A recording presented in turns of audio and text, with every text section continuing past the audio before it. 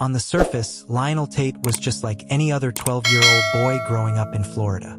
He loved sports, idolized professional wrestlers, and spent hours watching television matches, mimicking the moves with wild abandon. But behind the boyish grin and restless energy was a child navigating a world filled with violence, media, and confusion, and a justice system completely unprepared for what was to come. It was the late 1990s, a time when the culture of professional wrestling had taken over the minds of countless children. Shows like WWE and WCW were dominating ratings, and their stars, larger-than-life characters who performed jaw-dropping stunts, were worshipped by millions.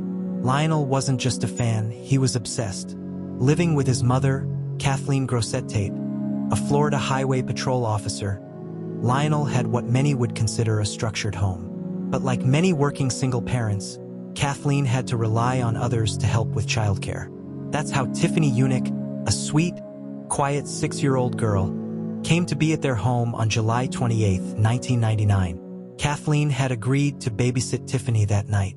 She left Lionel and Tiffany alone around 10:30 p.m. so they could watch TV while she went upstairs. What happened in the next few hours would change multiple lives forever and trigger a national debate about crime, punishment, and whether a child could truly understand murder. When Kathleen came downstairs around 3 a.m., she found Tiffany unconscious and unresponsive. Lionel claimed they were just playing wrestling. He said he had put Tiffany in a headlock, had body slammed her onto a table, and had done what he thought were harmless wrestling moves. But Tiffany didn't wake up. Paramedics pronounced her dead shortly after they arrived. The autopsy painted a far more disturbing picture. Tiffany had a fractured skull, broken ribs, a lacerated liver, and countless internal injuries. The trauma was described as so severe that it mimicked the impact of a fall from a 3-story building or a high-speed car crash. Police began asking questions Lionel couldn't answer. His story didn't add up. If it had only been wrestling, how had a 12-year-old inflicted such lethal damage on a 6-year-old girl? And more chillingly, did he understand what he had done? Soon, the Broward County prosecutors made a stunning decision. Lionel Tate would be charged with first-degree murder. He would be tried as an adult. The move sent shockwaves across the country. Some applauded it, arguing that a life had been taken and that justice must be served, regardless of the killer's age. Others were horrified. Could a child who still played with action figures truly be judged by the same standards as a cold-blooded adult? The media swarmed. Headlines screamed of a killer child. TV pundits debated whether the violent culture of wrestling had warped young minds. And as Lionel sat in a courtroom, barely tall enough to see over the defense table, the world watched. But beneath all the spectacle was a boy who cried when he saw his mother, a boy who said he didn't mean to hurt Tiffany, a boy caught between innocence and horror, between fantasy and reality, and between childhood and a criminal justice system that wasn't built for nuance. Lionel's case quickly became one of the most controversial in American legal history. It wasn't just about a tragedy. It was about what we expect of children, what we fear in them, and what justice really means. As his trial loomed, people began asking deeper questions. Was this truly a case of murder? Or was it a tragic accident fueled by media influence, unchecked aggression, and a failure of adult supervision? And more importantly, what would justice look like for both Lionel and Tiffany? The courtroom was packed. Journalists filled every seat. The victim's family sat quietly in the front row, clutching tissues and photographs of Tiffany Unick. On the other side sat Lionel Tate, barely a teenager wearing an oversized suit, his feet barely touching the floor. He looked nothing like the killer the media had described. And yet, he was about to become the youngest American ever sentenced to life in prison without parole. The prosecution painted a grim picture. They argued that Tiffany's death was no accident. Her injuries were massive, brutal, and prolonged. Experts testified that it would have taken several minutes of sustained, deliberate violence to cause the trauma she suffered. This wasn't one fall. This was repeated battering. Despite Lionel's insistence that he had only been wrestling with Tiffany, the forensic evidence suggested otherwise. The blows had been relentless. Her liver was shredded, her ribs shattered, her skull fractured. According to the medical examiner, the force of the attack equaled that of someone dropping her from a 3-story building. The prosecution's goal wasn't just to prove Lionel had killed Tiffany. It was to prove intent. If they could show that Lionel understood what he was doing, even partially, then the charge of first-degree murder would stick. But the defense told a different story, one of a child who couldn't grasp the consequences of his actions. They argued Lionel was mimicking the wrestling moves he'd seen on television. He didn't mean to kill Tiffany. He didn't understand her small body couldn't handle the slams and holds of pro wrestlers like The Rock or Stone Cold Steve Austin. Lionel's lawyers pleaded for the court to consider his age, his mental development, and the context. He was 12. His brain was still forming. He had no prior history of violence. They pointed fingers at violent media, lack of parental supervision, and even the state's juvenile justice policies. They begged the court for leniency, but there was no room for nuance in the Florida court system at the time. In 1999, Florida law mandated that any child charged with a violent felony could be tried as an adult. And that meant Lionel's fate was tied to an adult system built for hardened criminals, not children. In January 2001, the verdict came down: guilty of first-degree murder. Lionel Tate, age 14 by then, was sentenced to life in prison without the possibility of parole. The public's reaction was divided. Some saw the sentence as appropriate. After all, a young girl was dead. Her family would never get her back. Should Lionel's age shield him from the consequences? Others were horrified. Life without parole? For a child? Human rights advocates, including Amnesty International and the United Nations, condemned the sentence. They argued it violated international norms against punishing children as adults. Even some of the jurors who convicted Lionel expressed regret, saying they didn't realize he would be sentenced so harshly. The case became a flashpoint in debates about youth incarceration in America. How do you balance justice for victims with compassion for young offenders? Can a child even comprehend the weight of life imprisonment?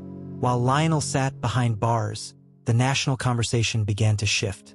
Politicians and activists started pushing for reform. Florida, once proud of its tough-on-crime stance, faced growing criticism. Public opinion softened as more people learned the details, not just of Tiffany's death, but of Lionel's life.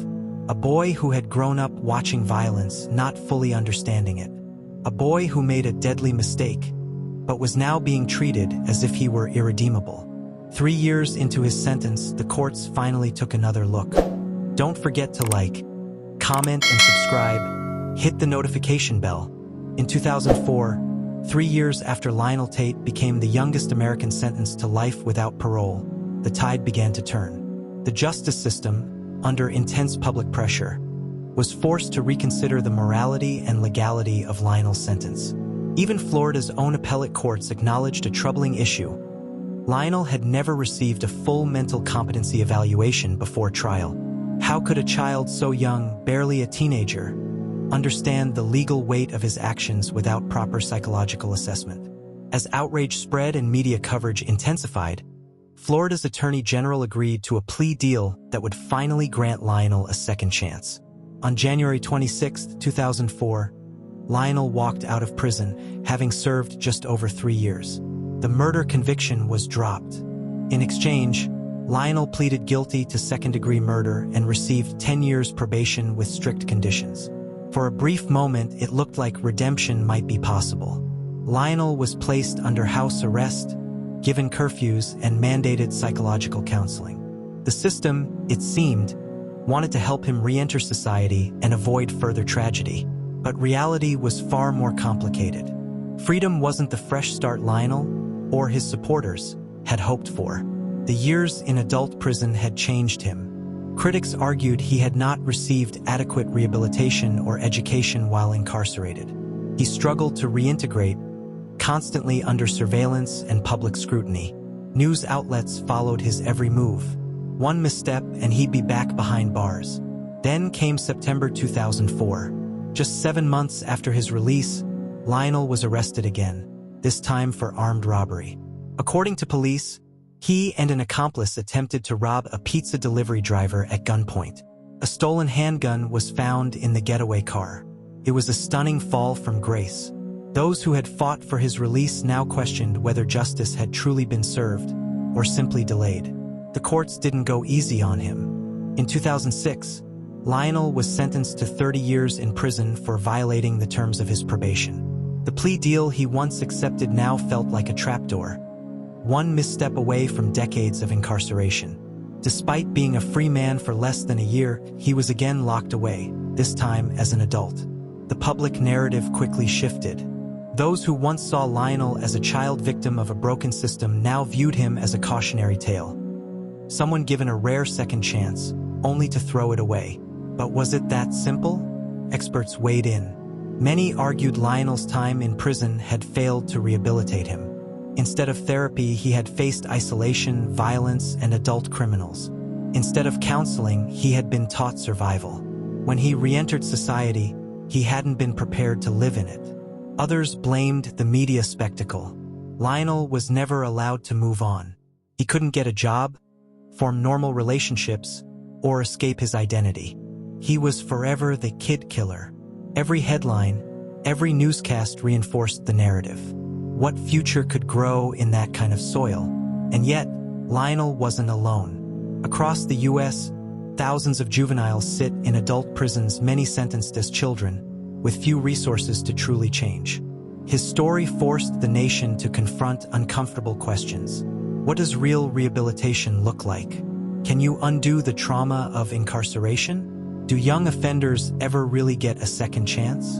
In Lionel's case, the answers were murky. Supporters argued he needed help, not handcuffs.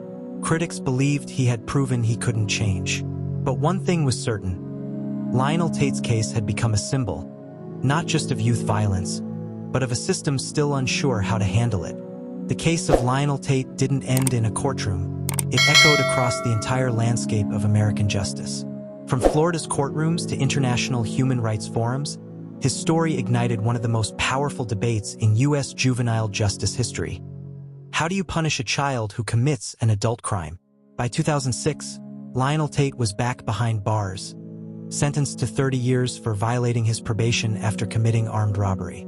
This time, the world barely blinked. What once stirred outrage had become, to many, inevitable. The boy once seen as a tragic mistake of the system was now branded as proof that some offenders, even young ones, are beyond saving. But was he, the system, under scrutiny? Lionel's journey forced legal experts, activists, and lawmakers to confront the glaring cracks in the justice system, especially regarding juveniles tried as adults. His case wasn't unique. Across America, thousands of minors were being prosecuted and sentenced in adult courts for violent crimes, often without access to developmentally appropriate defense strategies or rehabilitation programs. The argument was simple but powerful. Children are not adults. Their brains are still forming. They process risk and consequence differently. They are impulsive, but crucially, they also have a greater capacity for change. Research from neuroscientists and child psychologists backed this up. The prefrontal cortex, the area of the brain responsible for decision-making, empathy, and impulse control, isn't fully developed until the mid-20s. That means a 12-year-old, like Lionel, was neurologically incapable of understanding the long-term consequences of his actions in the same way an adult would. So if a child can't fully comprehend their crime, how can they fully comprehend their punishment? The shift in law. Over the next decade, Lionel Tate's case was repeatedly cited in courtrooms, legislative chambers, and reform campaigns. His story helped fuel efforts to ban life without parole for juveniles, a movement that ultimately reached the U.S. Supreme Court. In 2012, the court ruled in Miller v. Alabama that mandatory life sentences without parole for minors violated the Eighth Amendment's protection against cruel and unusual punishment. Then, in 2016, Montgomery v. Louisiana made that ruling retroactive, allowing thousands of prisoners who had been sentenced as children, including cases like Lionel's, to petition for resentencing.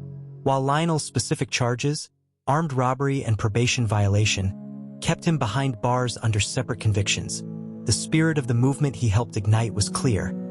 Children should not be thrown away by the system, the human behind the headlines. Today, Lionel Tate sits in a Florida prison. He's over 35 years old. He's lived more years behind bars than in freedom. He rarely speaks to the press. His name doesn't trend like it once did, but his story remains carved into the narrative of modern juvenile justice. Was he a child who made a terrible mistake, or a predator in disguise? Could things have been different if someone had intervened sooner? If he'd had access to better education, mental health support, or mentorship? The answer depends on who you ask. For Tiffany Unick's family, the tragedy will always be about a beautiful little girl whose life was stolen. Their grief is permanent, and no amount of legal reform can bring her back. For others, Lionel Tate represents a system that failed everyone. A young boy, a trusting family, and an innocent victim. A system that, instead of seeking healing and accountability, sought only punishment. His case exposed the tension at the heart of the justice system. Is it about retribution or rehabilitation? Protection or possibility? In the end, Lionel Tate's story is less about a single crime and more about a national reckoning. A reminder that children, even the most troubled ones, deserve more than a prison cell. They deserve a chance to be understood, a chance to grow, a chance maybe to change. Don't forget to like, comment, and subscribe. Hit the notification bell for more true crime story.